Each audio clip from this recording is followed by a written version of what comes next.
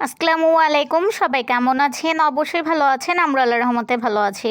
তো আমাদের বাসায় অনেকগুলো কবুতর ছিল, প্রায় হচ্ছে 7 জোড়ার মতো। আমার ছোট ভাই কবুতর পছন্দ করে কবুতর পালতো। তো আমাদের বাসায় এখন একদমই জায়গা খুবই কম, কবুতর রাখার মতো কোনো জায়গা নাই। আর বাসায় প্রচুর ইঁদুর হয়ে গেছে কবুতরের জন্য। তার জন্য গতকালকে হইতেছে আমাদের কবুতরগুলো বিক্রি করে ফেলেছি। আর এক জোড়া আছে, ওইটা হইতেছে আমার ভাই শখ করে রেখে দিছে। আর কবুতরগুলো হইতেছে ডিম পাড়তো রেগুলারই। দেখা যেত কবুতরগুলি খুবই ভালো ছিল। তো আমাদের যদি রাখার জায়গা থাকতো তাহলে অবশ্যই রাখতাম। তো আমার বারান্দাতে একবার রাখতে চেয়েছিলাম আমি, কিন্তু আমার বারান্দা এতটাই ছোট। দেখেন, আমি একদিন আমার পুরো বারান্দার ভিডিওটা আপনাদেরকে দেখাবো। আগে কিন্তু অনেক ভিডিওতেই দেখিয়েছি।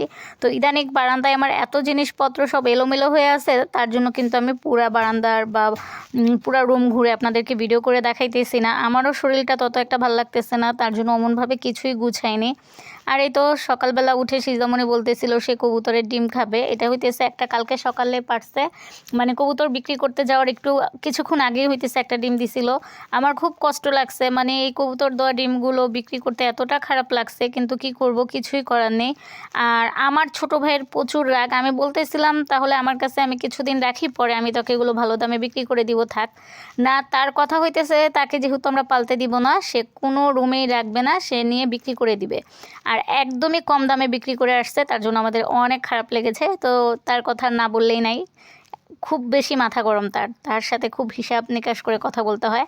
তো আর কিছুই করার নেই, যেহেতু রাগ হয়ে গিয়ে বিক্রি করে আসছে, কি আর বলবো। আর এই তো এখানে দেখেন আমার গাছের পাতাগুলো কিন্তু একটু ময়লা ময়লা হয়ে গেছে। আমি কিছুদিন পরপরই হইতেছে পানি স্প্রে করে দেই, যেন হইতেছে গাছের পাতাগুলো একটু পরিষ্কার থাকে। তো কয়দিন যাবৎ দেওয়া হইতেছে না, মানে কোনো কাজই হইতেছে ওরকম ঠিক মতো আমার করা হইতেছে না, সব কিছুই এলোমেলো হয়ে আছে। আমি যদি পুরো ঘরটা ঘুরিয়ে আপনাদেরকে ভিডিও করে দেখাতে পারতাম তাহলে আমি বুঝাতে পারতাম। তো আজকে সকালবেলা আমি গাছে পানি দিতে এসে আমি খুব সুন্দর একটা জিনিস আমার চোখে পড়ছে। এই যে আমি এখন যে গাছটার মধ্যে পানি দিতেছি, এটার মধ্যে ছোট ছোট দুইটা নতুন গাছ হইতেছে। আমি আপনাদেরকে দেখাবো, তো পরে বলবো এটা কি গাছের বিচি আমি লাগিয়েছিলাম। কেউ যদি দেখে বুঝতে পারেন অবশ্যই কমেন্টে জানাবেন। এই যে সবুজ সবুজ ছোট ছোট দুইটা পাতা, তো এটা হইতেছে আমি অনেক দিন আগে গাছের বীজ এনে লাগিয়েছিলাম। আমি তো ভেবেছি গাছ হবে না। তো আজকে সকালে আমি যখন পানি দিতে আসি তখন হইতেছে আমার চোখে পড়ে। আমি গতকালকেও হইতেছে সিজামণির বেস্ট ফ্রেন্ডের আম্মুর সাথে বলতেছিলাম যে ভাবি আমি এরকম এই গাছ লাগাইলাম বিচি নিয়ে, কিন্তু আমারটা হইলো না। ভাবি বলতেছিল ভাবির নাকি দুইটা পাতা বের হয়েছে।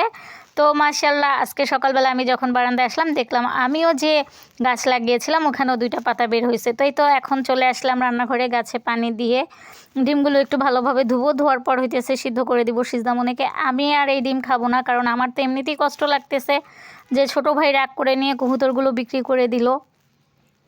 আমার কষ্ট লাগতো না যদি ডিম পাড়া কবুতরগুলো না থাকতো। অনেক দিন পাড়ার মানে পালার পরেও কিন্তু সহজে কবুতর মানে একদম ডিম দেয় না।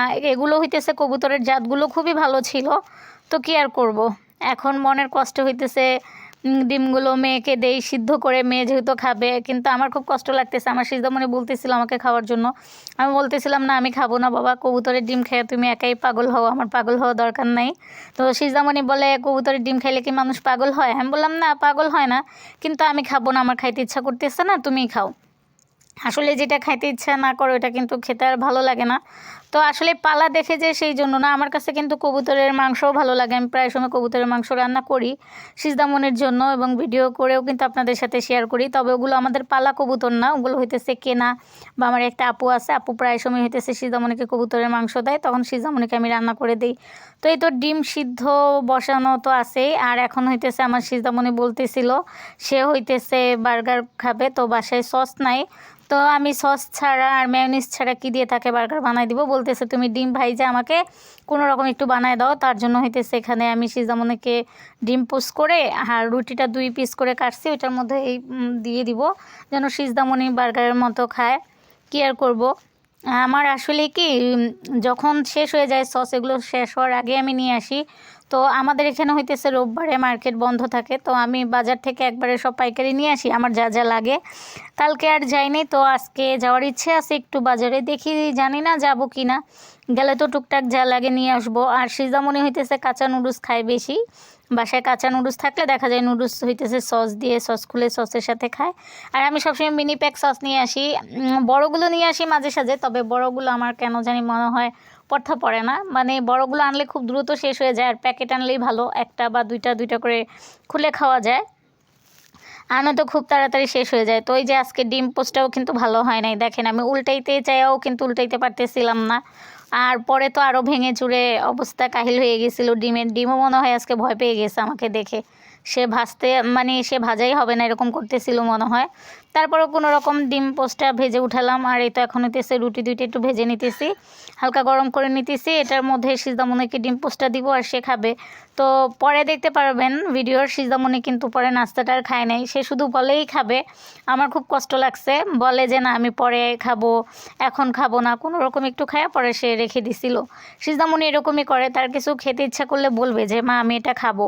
দেখা যায় সিজদামণি যখনই কিছু খেতে চায় আমি চেষ্টা করি সিজদামণিকে ওই জিনিসটা বানিয়ে দেওয়ার জন্য সাথে সাথে। তবে আমার সিজদামণি হইতেছে এমন একজন মানুষ, সে হইতেছে তার চোখের দেখা বা তার ইচ্ছে হলো সে বলবে খাবে, কিন্তু পরে ওই জিনিসটা ওরকম করে আর খায় না, হয়তো বা খায় সামান্য। এই তো এখন আমি সিজদামণিকে ডাকতেছিলাম, সিজদামণি সিজদামণি বলে, কে আর কার কথা শুনে সে হইতেছে ওই রুমে কাজ করতেছিল, রুম গুছাইতেছিল। তো এখন আসবে দেখবেন এই তার এই কী বলে বার্গার নেওয়ার জন্য। এই তো সিজদামণি এসে পড়ছে, আর এখন সে আমাকে বলতেছিল যে কবুতরের ডিমগুলো সে ছিলবে, এটা আগে থেকেই বলতেছিল, যখন আমি সিদ্ধ করব সিদ্ধ করার আগে থেকেই বলতেছিল তুমি কিন্তু ছিলবা না, কবুতরের ডিম কিন্তু আমি ছিলবো। তো এখন কবুতরের ডিমগুলো আমি নামাই নিতেছি, এগুলো একটু পানি দিয়ে ঠান্ডা করে পরে সিজদামণিকে ছিলতে দিব, কারণ সে তো গরম গরম ছিলতে পারবে না। আর ইদানিং কি হয়েছে আমি নিজেও জানি না, মানে যদি ভাবি এটা নিয়ে ভিডিও করব বা ওইটা নিয়ে ভিডিও করব, আগের থেকে ওরকম মানে ইয়ে থাকে না। আগে যেরকম আমি কোন দিন কোনটা নিয়ে ভিডিও করব দেখা যায় এর আগের দিনই ভাবতাম কালকে এটা রান্না করব বা কালকে এখানে যাব, বাইরে গেলে এই জিনিসটা খাবো, তখন এই ভিডিওটা করব। তো ইদানিং এই জিনিসগুলো একদমই হয় না, দেখা যায় হুটহাট কখন কোন ভিডিও ছেড়ে দেই, কোনো সময় ধরেও আমি ভিডিও ছাড়ি না। অবশ্য সময় ধরে আগের থেকেও আমি ভিডিও ছাড়ি না, যখন ইচ্ছা হয় তখনই ভিডিও ছেড়ে দেই। তো ভাবছি এখন থেকে আর এরকম করব না, প্রতিদিন যে বড় ভিডিওগুলো আছে ওগুলো হইতেছে দুপুর 3টা থেকে 3:30টার মধ্যে মানে আপনাদের সাথে শেয়ার করার চেষ্টা করব, দেখি কি করি। আর এই তো এখানে আমার জন্য একটু চা বানাইতেছিলাম, চাটাও কিন্তু হয়ে গেছে। তো এই তো সিজদামণির নাস্তা আর হইতেছে আমি চা দিয়ে বিস্কিট দিয়ে খাইতেছি। আর ওই যে সিজদামণি যতটুকু ডিম নিল সে ঠিক ততটুকুই খেয়ে পরে বলতেছিল আর খাবে না। পরে আমি তাকে বকা দিতেছিলাম, তাহলে তুমি কেন বললা যে তুমি খাবা? দেখেন তার খাওয়ার ইয়েটা কীভাবে সে খায়, মানে বলবে আমি খাবো কিন্তু খাওয়ার টাইমে তার ওরকম আর খবর নেই, খাবার নষ্ট করে প্রচুর সিজদামণি। তো সিজদামণিকে অনেক দিন ধরে মাইর দিন, আবার তাকে মাইর দেওয়া লাগবে। আর আমি হইতেছি বিস্কিট, চাল ভাজা আর চা। আমার অবশ্য বিস্কিটও লাগে না, তবে বিস্কিটটা ভালো লাগে, টোস্ট বিস্কিটটা, তার জন্য নিছি। তো নাস্তা করার পরেই তো আমার আম্মু দুপুর দিকে হইতেছে আমাদের দুপুরের খাবার হিসেবে খিচুড়ি রান্না করছিল। যেহেতু আমাদের এখানে গ্যাস থাকে না তেমন একটা, প্রতিদিনই গ্যাস চলে যায়, দুপুরের পরে আসে, তো দেখা যায় ভাত তরকারি রান্নাটা কিন্তু কষ্টই হয়ে যায়। রান্না করলে হইতেছে রাত্রে বেশি করে রান্না করে রেখে দেয়, আমরা ওইটা দুপুরে খাই। বা মাঝে সাঝে হইতেছে আম্মু দুপুরবেলা এরকম সবজি খিচুড়ি রান্না করে যখন সবজির দিনটা একটু বেশি থাকে। তো এই তো সবজি খিচুড়ির সাথে হইতেছে একটু ভর্তা আছে, আগের এই ভর্তাটা আগে করা ছিল, সামান্য একটু আছে, এটা দিয়ে হইতেছে সবজি খিচুড়িটা খাওয়া হবে। আর এখানে হইতেছে আমি লাউ পাতা, আম্মু লাউ শাক নিয়ে আসছিল, লাউ শাক রান্না করবে সেই জন্য আমি লাউ পাতা আর হইতেছে কয়টা চাপা শুটকি, পেঁয়াজ রসুন এগুলো সব কেটে ধুয়ে রেডি করে রাখছি, এগুলো দিয়ে বড়া বানাবো। আর এখানে 5 পিস পাঙ্গাস মাছ আছে, এটা হইতেছে সিজদামণিকে আমি পাঙ্গাস মাছটা একটু রান্না করে দিব। তো কীভাবে রান্না করবো এখনও জানি না, তবে যখন রান্না করবো এটার ভিডিও করে আপনাদের সাথে শেয়ার করব। তো আজকে ভাবলাম সকালবেলা যতটুকু যাই করলাম এই ভিডিওটা করে আগে আগে হইতেছে আপনাদের সাথে শেয়ার করে ফেলি, আর আগামীকালকে হইতেছে আবার নতুন যেগুলো আজকে করব ওগুলো করে রাখবো, পরে শেয়ার করব। আর এই তো আমরা হইতেছে ফ্রিজে ফুলকপি ফ্রোজেন করে রেখে দিব। আম্মু প্রতি বছরই টমেটো তারপর হইতেছে কোনো না কোনো সবজি রাখে, তো এবার ভাবতেছে সে ফুলকপি রাখবে, তার জন্য এখানে কিন্তু বড় বড় আম্মু 2টা না 3টা যেন ফুলকপি নিয়ে আসছিল, ওগুলো কেটে হালকা সিদ্ধ করছে যেন ফ্রিজেগুলো ভালোভাবে রাখতে পারে, পানিগুলো ছেঁকে নিছে। তো আমি আরেকদিন ভিডিওতে আপনাদের সাথে দেখাবো যে আম্মু কিভাবে মানে প্রথম থেকে একদম সিদ্ধ করে পরে রাখছে। যারা হইতেছে ফুলকপি খেতে পছন্দ করেন, সবজি খেতে পছন্দ করেন, যে কোনো সবজি হতে পারে সেটা, তো যখন সবজির দাম কম থাকে এভাবে কিন্তু সিদ্ধ করে, আর শুধু দাম কমের জন্য যে সেটা না, কারণ 12 মাসই কিন্তু সব ধরনের সবজি পাওয়া যায় না। সিজনালও অনেক সবজি আছে যেগুলো আপনি অন্য কোনো মাসে পাবেন না, মানে ওই সিজন ছাড়া। তার জন্য হইতেছে এরকম ফ্রোজেন করে রাখা। তো ইচ্ছে করলে কিন্তু আপনারাও এভাবে ফ্রোজেন করে রেখে দিতে পারেন ফুলকপি বা যে কোনো সবজি। তো আমি আজকে একটু পরে আবার হইতেছে লাউ শাক দিয়ে শুটকির বড়া বানাবো, সেটাও ভিডিও করে রাখবো ইনশাল্লাহ, আগামীকালকে আপনাদের সাথে শেয়ার করব। তো আমার আজকের ভিডিওটা এতটুকুই ছিল।